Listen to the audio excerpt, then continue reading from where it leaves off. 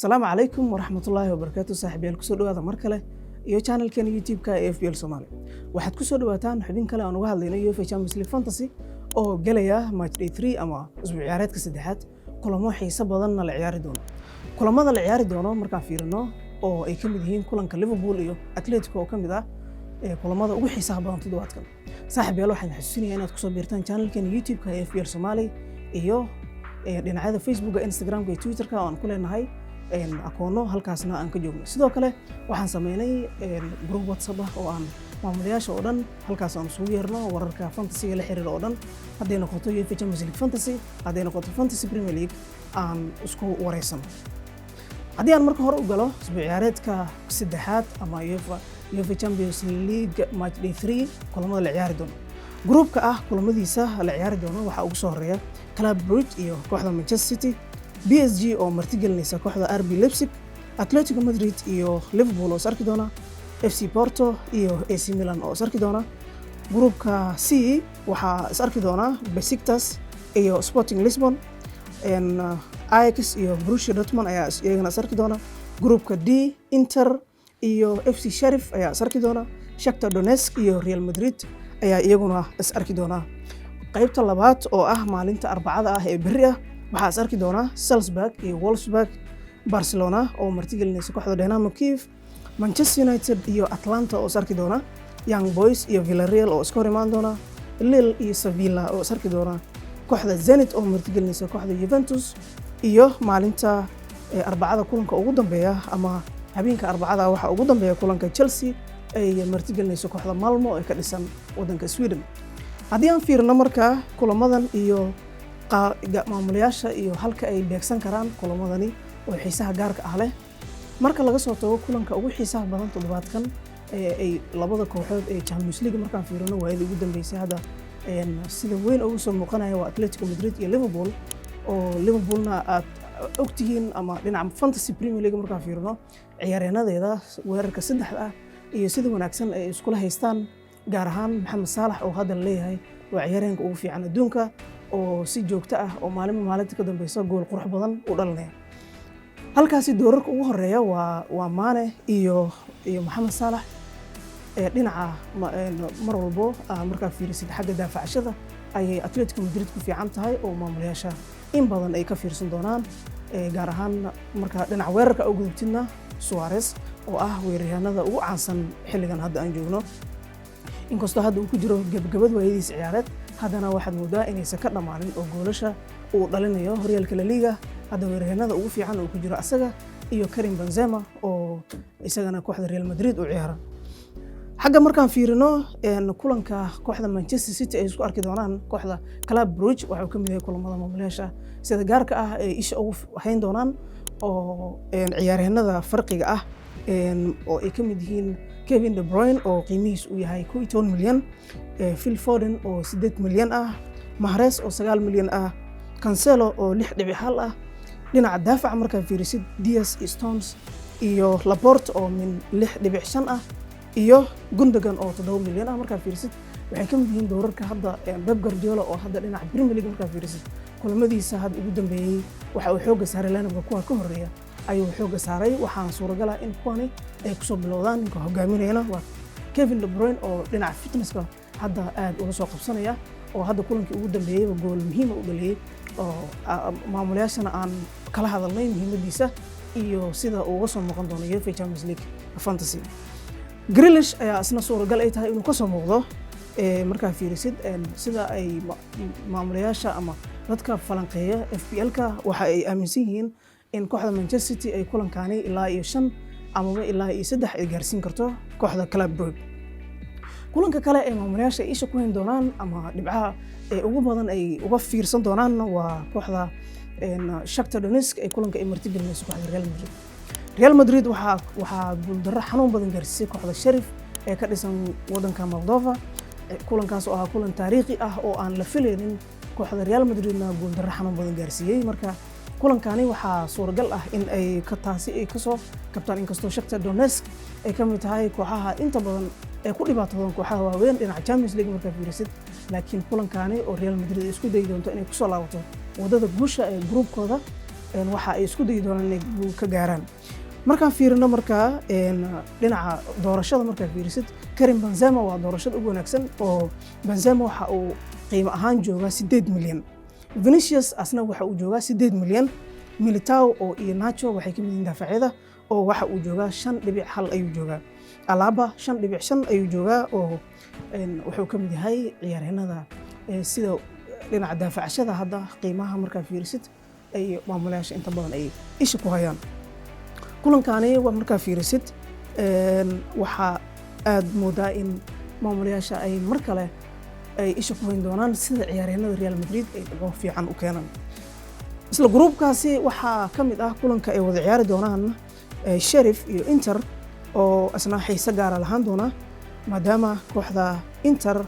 ay gruubka D ay ku wada jiraan isla Real Madrid iyo Shakhtar Donetsk waxayna isku dayi doontaa inay meeshaas dhibco ka keenaan.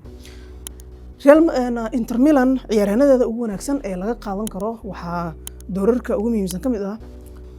Lautaro Martinez oo 10.5 jooga, Dzeko oo 7.5 jooga, Skriniar oo 5.5 jooga asna wuxuu ka mid yahay doorarka la fiirin karo. Dumfries wuxuu ka mid yahay 5 milyan ayuu joogaa. Dumfriesna haddii aad xasuustaan wuxuu ka mid ahaa dhinaca abuurista jaanisyada dhanka daafaca midig markaa fiirisid wuxuu ka mid yahay doorarka dhinacyada soo baxaya ee Yurub ugu fiican ayuu ka mid yahay. kooxda Inter waxaa suuragal in kulankani Sheriff ay ka badiso oo dhibco fiicanna ay ka keenaan maamulayaashana UEFA Champions League Fantasy ay ku kala hormaraan. waxaan idin xasuusinayaa inaan anaga hore u sameynay UEFA Champions League Fantasy League oo maamulayaasha aan ugu talagalnay FPL Somali inay ku soo biiraan. haddii aad weli ku soo biirin fadlan linkiga hoos ayuu saaran yahay ee ku soo biir.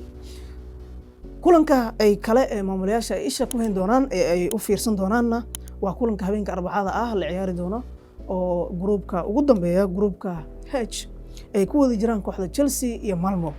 kooxda Chelsea dhinaca Premier League markaa fiirisid qaab ciyaareedkeedu dhinaca daafac ayuu ku dhisan yahay inkastoo ay badinayso haddana waxaad moodaa in dhanka Champions League-na ay dadaal fiican oo dhanka sidaas la mid ahna ay ka hayso. ciyaaryahanada la qaadan karo oo la isleeyahay waxaa ka mid ah ciyaaryahan Alonso oo dhinaca markaa fiirisid liiga laga soo hormaray oo Chilwell ka soo hormaray waxa uu noqon karaa door fiican oo inuu isku soo saaro ayaa suuragal ah. qiimihiisuna waa 5.5. James ayaa ka mid ah oo isna 5.5 uu yahay. Chilwell oo isna ka mid noqon kara dadka lagu soo bilaabo ilaa hadda waxaan ognahay in kooxda Chelsea dhinaca daafaca xitaa dhibcaha markii aad fiirisid daafacashada inay xoog saarayaan oo dhibcaha ay ka keenayaan. Lukaku waa mar kale waxaa suuragal ah in maamulayaasha ay aad ugu xisaabtamaan dhinaca Premier League markaa fiirisid qaab ciyaareedkiisu sidii la filayay ma noqon oo 4 kulan ayuusan wax gool ay wax dhibica toona keenin oo dhibcihii laga filayay uusan keenin. laakiin waxaa laga yaabaa in suuragal ay u noqoto in uu isku soo muujiyo kulankan ay ka hor imaanayaan kooxda Malmo halkaasna uu dhibco ka keeno. Mount ayaa ka mid ah ciyaaryahanada sida gaarka ah maamulayaasha isha ugu hayaan. qiimihiisu waa 7.5. kulankanina waxa uu noqon doonaa kulan ay maamulayaasha ay aad iyo aad ugu fiirsan doonaan. markii aad fiirisid qiimeynta ama qiyaasta guusha markaa fiirisid waxaa la qiyaasaya in kooxda Chelsea ay guul fiican ay gaari doonto oo ay meeshaasi ka heli doonto dhibco aad iyo aad u wanaagsan. dhanka kale kooxda Bayern iyo Benfica oo sarki doona waxay ka mid yihiin kulamada kale ee goolasha la iska dhalin karo oo maamulayaashana ay isha ku hayn doonaan. kulankaasi waxaa ciyaari doona ciyaaryahanka hadda dhinaca gool dhalinta aan lagu haysan ee dhinaca Yurub waa Lewandowski oo qiimihiisu u yahay 11.6. waa ciyaaryahanada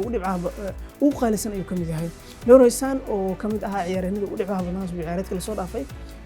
match day 2 oo dhibcihiisa ilaa 15 dhibcood keenay ayaa isna ka mid ah.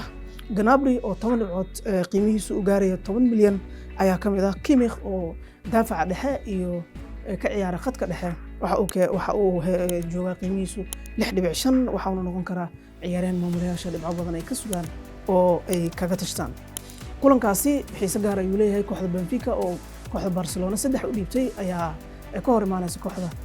Bayern oo iyadana 3 u dhiibtay kooxda Barcelona saan ognahay qaab ciyaareedkeedu ma wanaagsana balse toddobaadkan waxay ka hor imaan doontaa kooxda Dynamo Kiev. ma suuragal ma tahay inay wadada guusha ku soo laabtaan oo ay guul ka keenaan. kulankii hadda La Liga way soo badiyeen balse lama qiyaasi karo maadaama kooxda Barcelona ay waaye kale ay u bilowdeen oo qaab ciyaareedkeeda iyo Barcelona la yaqaanay aysan ahayn oo xaalad adag ay ku jirto. Xagga markaa fiirisid doorashada ciyaaryahanada ugu xiisaha badan ciyaareedkan saddexaad ee UEFA Champions League Mohamed Salah oo 10.5 yahay iyo Mane waa doorarka ugu fiican xagga Liverpool oo ka hor imaanaysa Atletico Madrid oo qaab ciyaareedkooda isfahankooda kulankii Porto ay 5-1 uga soo badiyeen laga dareemay oo Mohamed Salah uu gool fiican ka dhaliyay sidoo kale Mane uu gool ka dhaliyay. Marka waxaa muuqata markaa inay door fiican ay ku yeelan karaan kulankaasi. Mbappe oo 10.5 ah isna waxaa suuragal ah inuu gool ka dhaliyo kooxda RB Leipzig. waxaa la xaqiijiyay in Neymar uu kulankaas safan doonin marka waxay awood saarnaan doontaa kooxda PSG oo Messi-na haysata ilaa haddana kulankii Manchester City oo kaliya 2-1 kulankii kale hal iyo hal la gashay Club Brugge. Marka kulankani waxa uu noqon doonaa kulan ay isku furato kooxda PSG oo Mbappe iyo Messi dhinaca weerarka aad uga xisaabtami doonta. Xagga khadka dhexe aad ay ugu dhisan yihiin Wijnaldum ayaa ay haystaan oo ilaa hadda ay si fiican u ciyaarsiinin balse kamid ah doorarka uu tababaray Pochettino uu ku xisaabtamay. Depay wuxuu kamid yahay door kale oo maamulayaasha ay mid iyo labo isku dayi karaan inay wax ka qaataan maadaama uu ka hor imaanay kooxda Dynamo Kiev kooxda Barcelona oo rajadeeda inay mar kale dhibcihii iyo goolashii ay soo hesho isku dayaysa ayuu hogaaminayaa. Marka halkaasina waxa uu noqon karaa qiimihiisu waa 8.5 ma noqon karaa waaye maamulayaasha rajo badan ay ka muujinayaan inuu kulankan Barcelona iyo Leipzig Dynamo Kiev uu wax ka keeno. Ashraf Hakimi oo 6.5 ah dhinaca PSG waxa uu kamid yahay doorarka uu asagana la xulan karo. dhinaca Borussia Dortmund markaa fiirisid waxaa laga qaadan karaa ciyaaryahan Haaland 12 milyan ayuu joogaa Borussia Dortmund waxa ay la ciyaari doonaan kooxda Ajax oo ilaa hadda ayaga laftooda gool dhalinta ay ku fiicnaa oo Alan iyo Hola waa laba ciyaaryahan oo isku magacag laakiin oo isla weeraryahanna ah ninkan 4 gool ayuu soo dhaliyay marka waxaa suuragal ah in uu wadada goolasha uu sii wato. Marco Reus oo 8 milyan ah ayaa isna kamid ah ciyaaryahanada kooxda Borussia Dortmund. Bellingham oo 7.2 ah ayaa isna kamid ah da'yarkaas waxa uu muujinayaa rajo wanaagsan iyo qaab ciyaareed mustaqbal fiican leh ayuu muujinayaa. Nunez waa 5.1 wuxuuna kamid yahay doorarka ilaa hadda haysashada markaa fiirisid xagga daafaca wuxuu kamid yahay kuwa ugu badan ee haysashadooda ilaa hadda laga wada sameeyahay. Haaland aan u sheegay qiimihiisu waa 8.7 waxa uuna kamid yahay ciyaaryahanada Ajax ay ku xisaabtamayso oo ay maamulayaashana in badan kaga tashanayaan. Federico Chiesa oo ciyaara kooxda Juventus ayaa isna kamid ah doorarka ugu fiican. Federico Chiesa dhinaca horyaalka qaab ciyaareedkiisu aad ay u fiican yahay. Juventus ilaa hadda kulamada hadda ugu dambeysay xiriir ay u badinayeen. ciyaaryahan Chiesa-na waxa uu yahay ninka dhaxtaalka u ah ama muhiimka u ah kooxdaasi Juventus oo Massimiliano Allegri markuu ka tagay Ronaldo isku dayay waaye cusub inay asagana uu u bilaabo kooxda Juventus. xagga farqiga markaa fiirisid ciyaaryahanada farqiga noqon kara oo maamulayaasha ay qaadan karaan waxaa ugu horeeya Christensen oo 4.5 ah Dest oo 5 milyan ah xagga daafacashada waaye Reece James waa 5 milyan. xagga khadka dhex markaan fiirino ciyaaryahanada farqiga